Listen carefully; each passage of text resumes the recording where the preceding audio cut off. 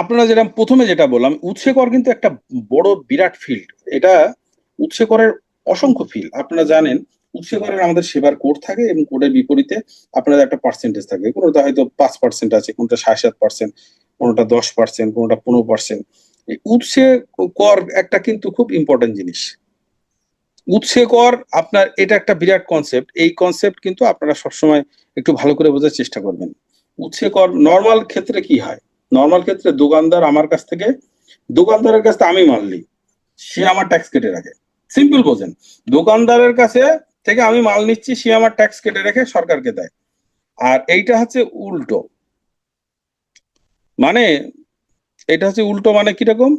হুম, আমি যখন কারো কাছে মাল কিনছি, আমি ওর ট্যাক্স কেটে রাখবো। আরো রিভার্স প্রক্রিয়া। এই উৎসে করের যে কনসেপ্ট, এই কনসেপ্ট কিন্তু আপনারা ভুল করবেন না। এটা যদি ভুল, আপনি সরকারি প্রতিষ্ঠান, একজন আপনাকে মাল সাপ্লাই দিয়েছে, তার তার যে ট্যাক্সটা আপনি কেটে রাখবেন, সেটা রেখে সরকারি কোষাগারে জমা দেবেন। এটা উৎসে কর্তন। এবং উৎসে কর্তনের ক্ষেত্রে কিন্তু সরকারের দেখা যাচ্ছে যে অনেক বড় অঙ্কের একটা কিন্তু রাজস্ব এই উৎসে কর্তন থেকে আসে, এবং এটা একটা বিরাট ফিল্ড। আর যত লিমিটেড কোম্পানি আছে না, যত লিমিটেড কোম্পানি আছে বাংলাদেশে, সেই লিমিটেড কোম্পানিগুলো মনে করেন, সাপোজ এইগুলো যখন অডিট হয়, আমরা জানি অডিট রিপোর্ট অনুসারে অনেক কোম্পানি কিন্তু জানেন না তার সেবা কোডের বিপরীতে কি পরিমাণ বা কোন কোন কোডে উৎসে কর্তন করতে হবে এবং কত টাকা। এরকম দেখা যায় বিশাল বড় একটা লিমিটেড কোম্পানি, তার সারা বছর মনে করেন 2 বছর ধরে শুধু কেনাকাটা করেছে, এ করেছে, এজিএম করেছে, নানা ধরনের খরচ করেছে, এরকম অসংখ্য উৎসে কর্তনের কোড রয়েছে, তারা কাজ করে গেছে, হয়তো বিল ভাউচার আছে, কিন্তু এটাকে রিফ্লেক্ট করতে হবে সেটা তারা জানে না। এবার মনে করেন সোজাসুজি আমাদের কমিশনারেট অফিস থেকে অডিটের জন্য পত্র দিল। পত্র দেওয়ার পর তারা যখন সমস্ত ডকুমেন্টস জমা দিল, দেখা গেল এই উৎসে কর্তনেই বাবদ তার কাছে সরকার 78 লাখ টাকা পাবে, 78 লাখ। সে তো কল্পনাই করিনি যে এত টাকা আসলে আমার হতে পারে। হতে পারে না, এটাই এটাই এটাই হবে। এটাই হচ্ছে আপনার ল। কারণ হচ্ছে আপনি যখন উৎসে কর্তন করছেন, আপনি যদি প্রপারলি এটা না মানেন, তাহলে কিন্তু হবে না। এই কারণে দেখেন, উৎসে কর্তনের ক্ষেত্রে আমাদের একটা কিন্তু খুব কঠিন ক্লজ আছে, যে উৎসে কর্তন যার উপর প্রযোজ্য, যাকে উৎসে কর্তন করতে হবে, সেই প্রতিষ্ঠানের প্রধান যদি এই কাজটা না করে, তাহলে কিন্তু 25,000 টাকা ব্যক্তিগত জরিমানার একটা বিধান রয়েছে। যদিও এই বিধানটা স্ট্রিক্টলি হয়তো ফলো করা হয় না, বাট বিষয়টা হচ্ছে উৎসে কর্তনের এই জিনিসটা একেবারে ডকুমেন্টেড জিনিস, এটাকে বাদ দেওয়ার কোনো সিস্টেম নাই। তারপরে আপনারা জানেন বাংলাদেশে যত আমাদের প্রতিষ্ঠান আছে, সব ব্যবসা প্রতিষ্ঠান কিন্তু নিজের না। নিজের মানে কি, তার নিজের ওনারশিপে এই প্রতিষ্ঠানটা না। সে কিভাবে? সে হচ্ছে মনে করেন কারো কাছ থেকে ভাড়া নিয়েছে। ভাড়ার থাকে কি, ভাড়ার মূল কনসেপ্ট হচ্ছে চুক্তিপত্র।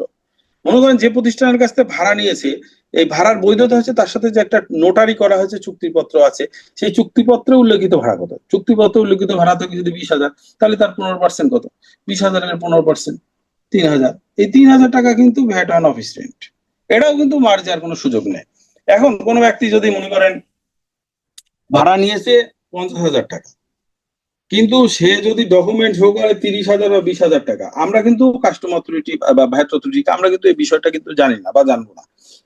ওটা হচ্ছে তার হয়তো একটা আন্ডারহ্যান্ড ডিলিংস। কিন্তু আমরা যেটা ডকুমেন্ট হয়তো পাবো, আমাদের মনে করেন অফিস ভিজিটে গেলাম, অফিস ভিজিটে গিয়ে ওখানে গিয়ে আমরা বললাম যে আপনার এটা তো বড় স্পেস, আপনার ব্যবসা করছেন, এটা তো স্পেস অনেক বেশি, প্রায় 150 তো অনেক বেশি। এর মনে করেন আপনার এটা 300 বা 350, 400 বা 500, এই 500 স্কোয়ার ফিটের উপর আপনি টাইলসের দোকান দিয়েছেন, এখানে ব্যবসা করতেছেন, ভালো ব্যবসা হচ্ছে আপনার, আপনি তো ভ্যাট দিচ্ছেন, এটা একটা আছে। আর আপনার এই যে স্পেসের উপর, অফিস স্পেসের উপর যে রেন্ট আছে, সেটা আপনি দিচ্ছেন না।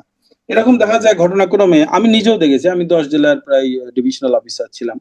10টা জেলায় আমি এরকম অসংখ্য ঘটনা দেখছি, যে এখানে অধিকাংশ প্রতিষ্ঠান, ইভেন এগুলো দেখছি বেশি এই বড় বড় দোকান, আর হচ্ছে বিভিন্ন ক্লিনিক আছে, বড় বড় বড় বড় রেস্তোরাঁ আছে, হোটেল আছে, বা দেখা যাচ্ছে ফাইন্যান্সিয়াল ইনস্টিটিউশন আছে।